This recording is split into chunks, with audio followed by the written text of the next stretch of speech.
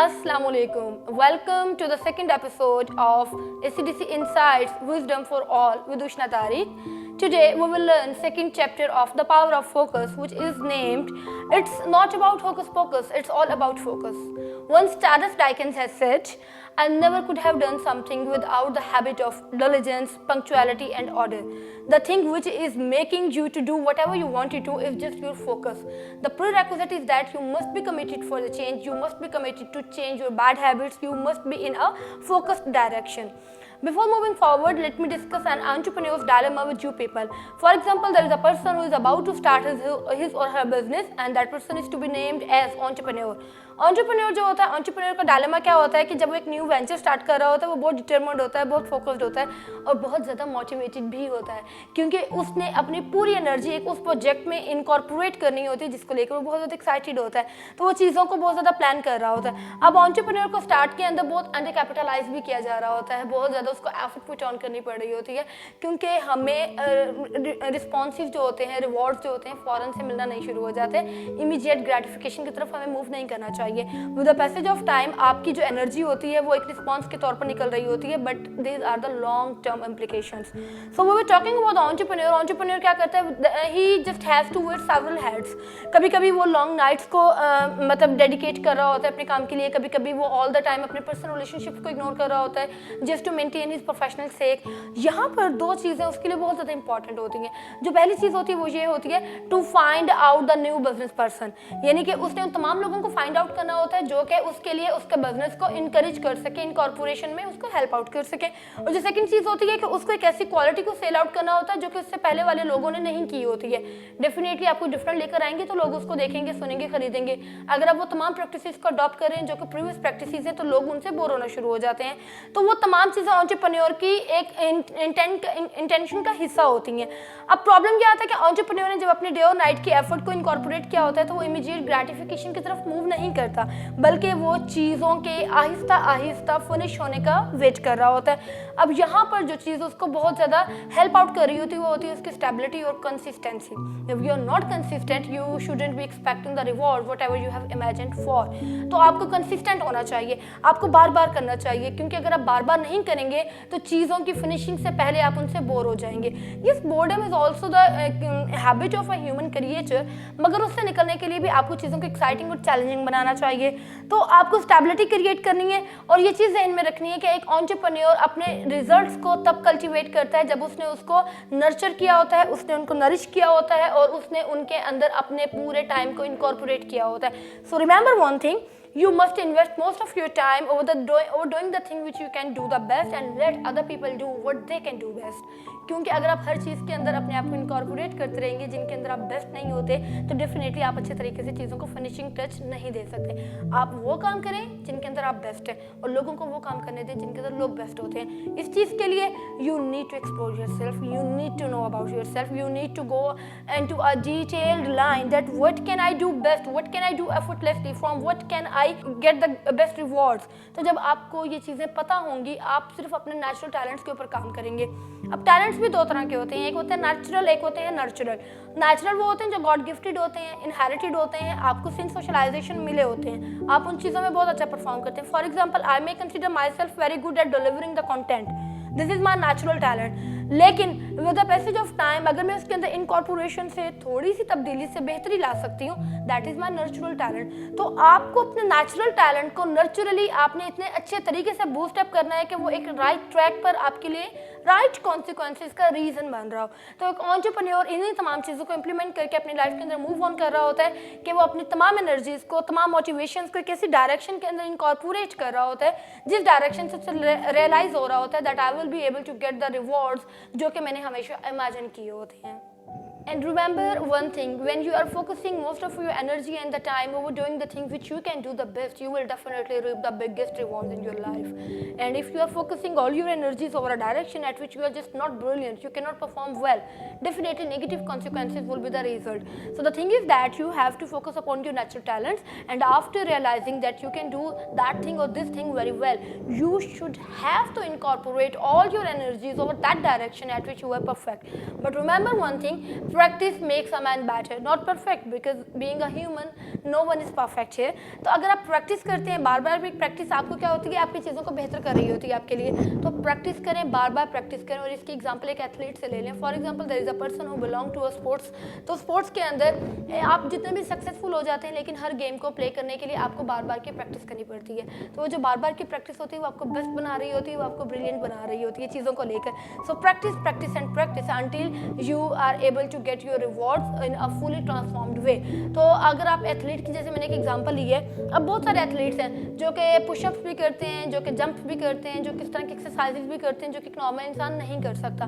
Thing क्या होती है कि उनका एक स्ट्रॉन्ग बिलीफ होता है कि उनके आउटकम्स वो होंगे जो उन्होंने हमेशा से इमेजिन किए होते हैं। तो if you are having a strong belief over your outcomes, definitely you are just imagining a power और एन एनर्जी जो कि आप इनकॉर्पोरेट करके वो तमाम रिजल्ट्स को अचीव कर सकते हैं। तो प्रैक्टिस एक इंसान को बेहतर बनाती है, लेकिन आप प्रैक्टिस भी उन चीज़ों में करें जो कि आपके एरिया ऑफ ब्रिलियंसीज हैं। अब इस चीज़ के लिए आपको अपने आप को एक्सप्लोर करने की ज़रूरत है। एक्सप्लोर करने के बाद you will get to know that what kind of areas are you at brilliant and what kind of things you can not perform very brilliantly. तो जब आपको अपने एरिया ऑफ ब्रिलियंस और एरिया ऑफ वीकनेसेस का पता चल जाएगा तो आप बहुत अच्छे तरीके से उन तमाम चीज़ों में इनकॉर्पोरेट कर सकते हैं अपनी एफर्ट्स को। एंड आस्क फ्यू क्वेश्चंस कि मैं किन लोगों के साथ कंफर्टेबल हूँ, मैं कौन सी चीज़ बिना प्रिपरेशन के कर सकता हूँ, किस चीज़ के अंदर मैं अपने नेचुरल टैलेंट्स को इनकॉर्पोरेट कर सकता हूँ, और कौन सी ऐसी चीज़ है जिसके थ्रू मैं अपनी अलाइनमेंट में रहते हुए अपनी सपोर्ट अचीव कर सकता हूँ। रिमेंबर, आपके गोल्स, आपकी हैबिट्स तब तक नहीं बदल सकते जब तक आपको एक सपोर्ट हासिल नहीं होती है। अब वो सपोर्ट आपके पेरेंट्स की तरफ से भी हो सकती है, वो सपोर्ट आपके फ्रेंड्स की तरफ से भी हो सकती है, वो सपोर्ट आपके पीयर ग्रुप्स की तरफ से भी हो सकती है। But if you are not living around the people who are supporting you, are pushing you to achieve something, or who are motivating you to do something different, you won't be able to get the result. So in order to get the result, you just have to dwell around the people who are positive for your scenario, who are very much productive for your growth, for your socialization, for your health and for your wealth. Your level of brilliance will determine the size of opportunities you are going to have in your life. So for that, go for the things at which you are best. हम सब इंसानों को अल्लाह पाक ने God given talents के साथ bless किया होता है। हम में से किसी न किसी इंसान के पास एक खास खसूसियत होगी। For example, if you can not work properly, you might be having very good at some other things. For example, if you can not speak properly, you might be very good at the writing of the content. So that doesn't mean कि अगर आप एक चीज़ में अच्छे नहीं हैं तो आप बाकी चीज़ों में भी अच्छे नहीं हैं। The thing is you need to know yourself, you need to appreciate yourself, you need to clap for yourself. क्योंकि जब तक हम अपने आप के लिए क्लैप नहीं करते, लोग हमारे लिए क्लैप नहीं करते। Jim Rohn once said that why we are always ready to applaud others, to clap for others, to appreciate others, and not even having a single minute to appreciate ourselves. जब तक आप खुद को appreciate नहीं करेंगे ना, लोग भी आपको अप्रिशिएट नहीं करेंगे। लोग उस चीज़ पर बिलीव करते हैं जो आप उनको बोलते हैं, जो आप उनको अपने एक्शंस के थ्रू शो कर रहे होते हैं। तो आप अपने एक्शंस के अंदर रिलायबल हो जाएं, आप अपने वर्ड्स के अंदर ऐसे ट्रस्ट वर्दी पर्सन बन जाएं कि लोग आपके ऊपर डिपेंड करने लगें। और ये चीज़ें तब पॉसिबल होती हैं जब आपने अपनी पर्सनैलिटी के अंदर उन तमाम प्रोडक्टिव हैबिट्स को इंक्लूड किया होता है जो कि एक सक्सेसफुल पर्सन की पहचान होती हैं। But the thing is not just the incorporation of good habits in your personality. The thing is that how to be focused, how to be determined, how to be consistent. क्योंकि कभी कभी ऐसा होता है कि आप एक नई आदत को अपनी पर्सनैलिटी का जब हिस्सा बना लेते हैं, वो द पैसेज ऑफ टाइम जब आप उसको प्रैक्टिस नहीं करते तो आपको वो एक बोझ लगने लग जाता है और आप उसको बहुत जल्दी क्विट कर देते हैं। So the thing is that you need to go for the exploration of all the things at which you are best. इसके एग्जाम्पल मैं एक कॉमेडियन से लूँगी, Jim Carrey. Jim Carrey is a very good comedian. Jim Carrey का क्या है कि जब उसने अपने प्रोफेशनल करियर का आगाज़ किया, फॉर ऑलमोस्ट 10 years उसने अपने आप को एक्सप्लोर किया। वो कहता मैं मिरर के सामने खड़ा हो जाता था और मैं देखता था कि मैं क्या चीज़ें अच्छी कर सकता हूँ, और मैं जो चीज़ें अच्छी कर सकता था वो ये था कि I had an ability to mould my body like a rubber. Contortions करता था, इम्पर्सोनिफिकेशंस करता था, मिमिक्री करता था। तो ये तमाम चीज़ों को जब मैंने डिस्कवर किया, after the process of discovery I worked upon myself. I have started to realize that I need to work upon my personality to boost them out, to do something different. तो जब उसने अपने उन talents के ऊपर काम करना शुरू किया तो एक टाइम आया कि उसके उन टैलेंट्स का लोगों ने पे करना शुरू कर दिया और उस अमाउंट में पे किया जिस अमाउंट की उसको हमेशा से ख्वाहिश थी।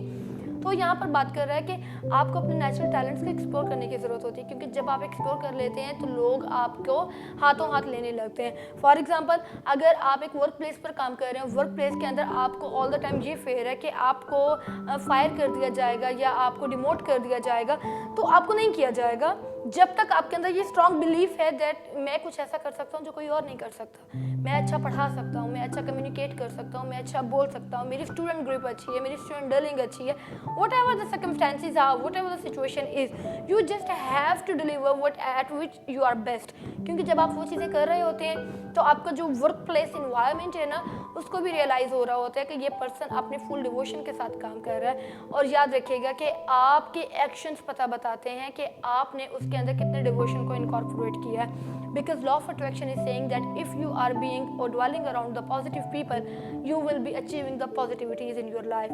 While if you are just thinking all about the negativities, definitely जो outcomes होंगे वो भी नेगेटिव होते चले जाएंगे। तो law of attraction को आपको यहाँ पर इम्प्लीमेंट करने की बहुत शदीद ज़रूरत होती है। और उसके बाद जब आपको पता चल जाता है कि आप क्या चीज़ें अच्छी कर सकते हैं, तो आप आउटकम्स को भी वैसे ही अचीव कर सकते हैं, क्योंकि आपके जो सोच होती है, आपके जो एक्शंस होते हैं वो बताते हैं कि आपका जो रोड ऑफ सक्सेस है या जो आपकी ट्रायम्स है वो कितनी बड़ी होंगी। उसके बाद यहाँ पर बहुत सारे लोग हैं जो कि बड़ा शेम फील करते हैं इस चीज़ को एडमिट करने में कि हमारे कुछ वीकनेसेस हैं। नहीं, हम में से, जैसे मैंने पहले बात की है, that no one is perfect है, हम सब में कोई ना कोई वीकनेसेस होती हैं। प्रॉब्लम ये होती है कि हम उनको एडमिट करने में शाय फील कर रहे होते हैं। So never feel shyness in admitting your weaknesses because you are not perfect. Not a single human being is perfect. Human error की गुंजाइश हर जगह होती है। और ह्यूमन एरर क्या होता है कि अगर आप एक चीज़ को अच्छे तरीके से परफॉर्म नहीं कर सकते, इट इज़ ओके, कोई और कर लेगा, कोई और आपसे बेहतर तरीके से कर सकता है। फॉर एग्जांपल, अगर मुझे कोई मैथ्स पढ़ाने को बोल दे, मुझे मैथ्स में इंटरेस्ट नहीं है, तो definitely I want be teaching in a very good sense mathematics. तो जब मैं उसको अच्छे तरीके से नहीं बोल पाऊंगी तो मुझे कोई ये नहीं कह सकता कि मैं एक अच्छी टीचर नहीं हूँ, बिकॉज मैथ्स मेरा फील्ड ही नहीं है। तो मैं उसमें कैसे अच्छा परफॉर्म कर सकती हूँ जो मेरा फील्ड नहीं है। यहाँ पर आपको एक चीज़ समझने की ज़रूरत होती है कि जब आपने एक एंटरप्रेन्योरशिप के अंदर आपने एक वेंचर को स्टार्ट किया है या आप एक ऐसा डिसीजन लेने जा रहे हैं जो आपकी ज़िंदगी को ड्रामेटिकली चेंज कर देगा, तो आर यू अ स्टार्टर और अ फिनिशर। स्टार्टर वो होते हैं जो कि आइडिया क्रिएटर होते हैं, जो कि आइडियाज़ को ब्रिंग आउट कर रहे होते हैं, आइडियाज़ को नए रुख से देख रहे होते हैं, चीज़ों के अंदर इनकॉर्पोरेट कर रहे होते हैं अपनी एफर्ट को, अपनी पर्सनैलिटी को। और एक फिनिशर वो होता है जो चीज़ों को टाइम अप करके, टाइमलाइन करके चीज़ों को एक बहुत प्यारा फिनिशिंग टच दे रहा होता है। तो हम में से हर इंसान एक फिनिशर नहीं होता और हम में से हर इंसान एक स्टार्टर नहीं होता। आपको क्या करने की ज़रूरत है? Go for the hiring of a person who can do it well for you. For example, if you are not a good finisher, you must be hiring personal assistant जो कि आपके लिए काम करे। For example, I am a professional lady suppose and I am not very good at the domestication. तो मुझे यहाँ पर क्या करने की ज़रूरत है कि मुझे एक ऐसा डोमेस्टिक वर्कर हायर करने की ज़रूरत है जो कि मेरे लिए उन पैसों में, उन रिसोर्सेज में, उस गिवन टाइम में वो तमाम काम कर दे जो कि मैं खुद करना चाह रही थी। अब यहाँ से फ़ायदा क्या होता है? एक तो ये होती है कि आपकी वो जो एनर्जी होती है ना, वो आपकी रिस्टोर हो जाती है, ड्रेन नहीं होती है। तो आप अपनी रिस्टोर्ड एनर्जी को एक ऐसे काम में इनकॉर्पोरेट कर सकते हैं जिसमें आप बहुत बेस्ट होते हैं या आप बहुत अच्छे होते हैं। लेकिन अगर आप अपनी एनर्जी को ड्रेन कर देते हैं ऐसे कामों को करने में जिनमें आप परफेक्ट नहीं होते, तो डेफिनेटली आपकी वो जो डिमिनिश्ड एनर्जी होती है वो आपको कहीं भी काम नहीं दे रही होती है। तो आपको एक डोमेस्टिक वर्कर हायर करना चाहिए। लेकिन एक बात याद रखिएगा कि अगर if you are about to hire a person for something to be done, you just have to keep in mind that that person shouldn't be like you. अगर आपने एक पर्सनल असिस्टेंट हायर किया है आपके अकाउंट्स को handle करने के लिए और वो पर्सन आपकी तरह अकाउंट्स में अच्छा नहीं है, तो डेफिनेटली वो आपके कभी भी काम नहीं आ सकता। तो जब आप एक ऐसे पर्सन को हायर करने के लिए जा रहे हैं जो कि आपके लिए काम करेगा, तो आप इस चीज़ का ख्याल रखें कि वो आपकी तरह ना हो। क्योंकि अगर एक चीज़ आप नहीं कर सकते, आप किसी और को हायर कर रहे हैं, तो उसको हायर करने का मकसद क्या अगर उसको भी काम नहीं आता? उस चीज़ के लिए आपको ये टेंडेंसी होनी चाहिए कि मैं क्या अच्छा कर सकता हूँ, मैं किसी और से क्या अच्छा करवा सकता हूँ। क्योंकि ये भी एक ट्रिक होता है किसी और से अच्छा काम करवाने का। अगर आप एक चीज़ अच्छी कर रहे हैं और दूसरा इंसान, अगर आप एक चीज़ अच्छी नहीं कर रहे, दूसरा इंसान अच्छी कर सकता है, तो आपके अंदर ये ट्रिक होना चाहिए कि आपने उसके इंटरनल और नेचुरल टैलेंट को कैसे फिगर आउट करना है, कैसे एक्सप्लोर करना है और कैसे उस पर्सन को उस काम के लिए हायर करना है जो कि आप अच्छे तरीके से नहीं कर सकते। There are a lot of people around us who used to dwell themselves into a situation at which they are not best. हम ऐसी situations को imagine कर रहे होते हैं, ऐसी thinking को अपने अंदर incorporate कर रहे होते हैं जिसमें हम कुछ नहीं कर सकते या जिसमें हम best नहीं होते। तो problem क्या है? That if you are feeling swamped, get help. अब इसका क्या थीम है? You have to implement 4D solution. अब 4D solution क्या है? Do it, delegate it, defer it, dump it. do it. For example, if you are considering yourself the right person to do something specific, you must have the ability, you must have the courage to do that task spontaneously. आप उसको delay मत करें, आप उसको procrastinate मत करें. The second one is delegate it. For example, if you are not considering yourself the right person to do something specific, तो आप एक और person as a substitute provide कर दें. फॉर एग्जाम्पल मेरा इंस्टीट्यूट मुझे डिमांड करता है कि मैम आपने मैथमेटिक्स की क्लास लेनी है and I am not very good at teaching mathematics, then definitely I will be providing them with a person who can teach mathematics very well. This is the delegation of my responsibility over a person who can do it very well than mine. The third one is defer it. For example अगर मुझे एक काम करने को बोला गया है और मुझे अंदाज़ा है कि वो काम इतना इंपॉर्टेंट नहीं है बल्कि उससे ज़्यादा इंपॉर्टेंट कोई और काम है मेरी टू डू लिस्ट के अंदर, तो मैं उस काम को पोस्टपोन कर दूंगी. ठीक है, मैं किसी और टाइम के ऊपर उसको छोड़ दूंगी. तो ये डेफरिंग है. आप किसी और टाइम के ऊपर जब आप अपने उस काम को छोड़ देते हैं, इसका मतलब है you are deferring your responsibility over time at which you are comfortable of doing it. The last one is dump it. For example, you are not even the right person, you are not even having a substitute, and you cannot even procrastinate the thing whichever have been assigned to you. You must have to say it bluntly, I am not the right person and I cannot do that. अगर आप ये काम confidently करते हैं, boldly करते हैं, तो इसका मतलब होता है you have been known for the things which you can perform best. आपसे कोई ऐसी एक्सपेक्टेशंस नहीं लगाएगा जो काम आप कर नहीं सकते, या आपको कोई वर्क प्लेस के अंदर ऐसे काम के अंदर इंडल्ज नहीं करेगा जिस काम के अंदर आपकी पर्सनल एबिलिटीज़ सिफर हैं. ठीक है, तो आपको अपनी डेली लाइफ के अंदर 4D सॉल्यूशन को इम्प्लीमेंट करने की ज़रूरत होती है, क्योंकि मोस्ट ऑफ द टाइम हम एक सिचुएशन के अंदर स्वैम्प्ड फील करते हैं क्योंकि हम लोगों की बात सुनते रहते हैं, वो काम करते रहते हैं जिसमें हम अच्छे नहीं होते. फॉर एग्जाम्पल आपके पेरेंट्स आपको कोई काम करने को बोल रहे हैं, आई एम नॉट सेइंग कि आप उनको ब्लंटली बोलें that I am not doing whatever you are assigning to me. You can say them with a humble request that suppose I am busy, I can do whatever you are saying but at a later time. And another situation is that I can do this but right now I am just not the right person to do whatever you are saying, but I can provide you a substitute to perform your duties. Otherwise do it that I am the right person and I have the ability to do whatever you are saying. That means कि आप fully आप उस काम को करने के लिए तैयार हो जाते हैं. तो ज़िंदगी में अगर आप 4D सॉल्यूशन को इम्प्लीमेंट करते हैं तो चीज़ें आपके लिए बहुत आसान हो जाती हैं. Power of saying no. We are living around the people जहाँ पर नेगेटिविटीज़ बहुत ज़्यादा हैं, जहाँ पर प्रॉब्लम बहुत ज़्यादा है. आपने एक बात नोट की होगी कि जब आपके इर्द गिर्द ऐसे लोग होते हैं जो कि नेगेटिव होते हैं तो वो बहुत खूबसूरत और बहुत कमाल चीज़ों में भी कहीं ना कहीं नेगेटिव पहलू निकाल देते हैं. और साइकोलॉजी कहती है कि जब आपको एक इंसान बुरा कॉम्प्लीमेंट देता है तो उस बुरे कॉम्प्लीमेंट को ठीक करने के लिए आपको 7 अच्छे कॉम्प्लीमेंट्स की ज़रूरत होती है. तो क्यों ना आप वो बुरा कॉम्प्लीमेंट सुने ही ना. अब इसके लिए क्या करने की ज़रूरत है, you have to keep yourself apart from the people who are bringing negativity into your life. अब वो कैसे पॉसिबल है, you need to know yourself. You have to make a list of the people who are good for your personality, and you have to make a list of the people as well who are just unproductive for your personality, and you have to spend more of your time with the people who are very much productive and lesser time with the people who are just not productive or unproductive. अब इसके लिए आपको क्या करने की जरूरत है, you have to learn how to say no. आप हर चीज़ पर हाँ नहीं कह सकते, आप हर आइडिया के पीछे नहीं जा सकते, क्योंकि अगर आप हर आइडिया के पीछे जाएंगे you are in a situation to make the wishy washy statements, और wishy washy statements leads you nowhere. तो जब आपकी कोई रोड टू सक्सेस नहीं होगी तो आपको कैसे पता चलेगा कि आपकी एफर्ट का क्या रिवॉर्ड्स क्या हैं. अब पावर ऑफ सेइंग नो के अंदर first of all you must have the courage to say the no to yourself. हमारे इर्द गिर्द के लोग हमें कुछ ऐसे काम करने को बोलते हैं जो कि हम नहीं करना चाह रहे होते. तो प्रॉब्लम क्या होता है कि जब हम नो नहीं कह पा रहे होते तो हम उस काम के अंदर इतना स्वैम्ड हो जाते हैं कि हम बोर होने लग जाते हैं. अब इसके लिए आपको क्या करने की जरूरत है, you have to move towards the selective listening. अगर एक स्पेसिफिक किस्म की लिसनिंग आपको बोर कर रही है या आपको नेगेटिविटी इसके अंदर डिवेल कर रही है तो आप इसको इग्नोर कर दें. You have to go for the writing and reading of the people who had most inspiring stories in their life. तो आप अपने आप को नो कहें. अब इसके लिए सबसे इंपॉर्टेंट चीज़ क्या होती है, क्विक मेंटल पेप टॉक्स. आपको पता है हम अपने आप के साथ जितनी ज़्यादा बात करते हैं हमारे कैथार्सिस उतना ज़्यादा होता है. आपको कोई और इंसान उतने अच्छे से नहीं समझ रहा होता जितने अच्छे से आप अपने आप को जानते होते हैं. तो go for the small mental pep talks. Ask yourself that you are the right person to do something and you have to put all your energies into a direction in order to get the good responses. अब उसके लिए आपको क्या करने की जरूरत है कि आप मेंटल स्नैपशॉट्स करें. आप अपने दिमाग को तैयार करें.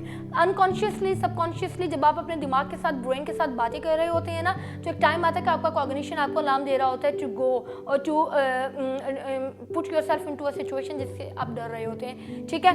सेकंड चीज़ क्या होती है, you must have to learn the power of saying no to the people around you. अब इसके अंदर क्या है कि you have to spend most of your time with the people who are useful and you have to spend less of your time with the people who are just unproductive.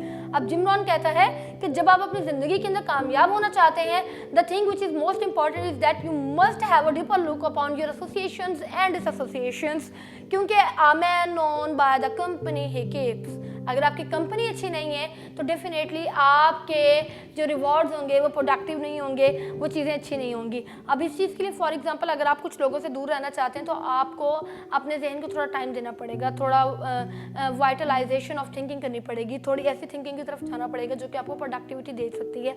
अगर आप अपनी meetings को procrastinate कर रहे हैं, अगर आप चीज़ों को पहले से स्केड्यूल अप नहीं कर रहे हैं तो डेफिनेटली आपके रिस्पॉन्सेज अच्छे नहीं होते.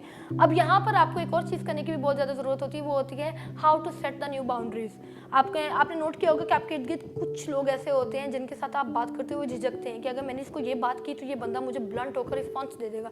इसका ये मतलब होता है कि उस बंदे ने अपने इर्द गिर्द बाउंड्रीज सेट की हुई हैं. आप उनको बताएं that being a doctor if my timing of the clinic is 7 AM then it means at 7 AM I will be started to check the patients.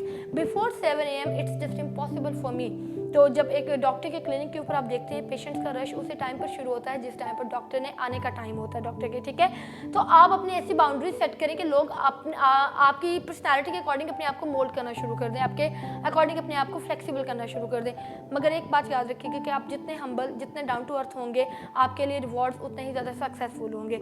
अगर आप चीज़ों को लेकर फोकस्ड नहीं है, डिटर्मिन्ड नहीं है, मोटिवेटेड नहीं है, then definitely you are just not able to reap the rewards जो कि आपने हमेशा से इमेजिन किए होते हैं. Thank you so much.